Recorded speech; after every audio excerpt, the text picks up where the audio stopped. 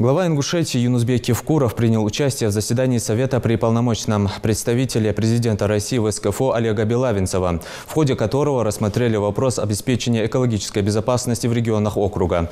Открывая заседание, Олег Белавинцев отметил, что запланированные правительством России на 2017 год, объявленный в России годом экологии, мероприятия в области совершенствования управления отходами, охраны водных, лесных ресурсов, животного мира, экологического просвещения способствовали улучшению состояния окружающей среды в регионе, повышению социальной и экологической грамотности населения.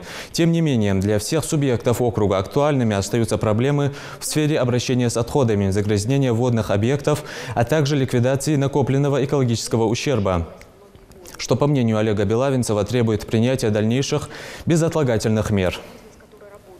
Экология в качестве одной из национальных целей указана в послании президента Российской Федерации Федеральному собранию Российской Федерации 1 марта 2018 года. Контроль за экологической обстановкой в регионе должен быть продолжен, и он, безусловно, продолжен будет.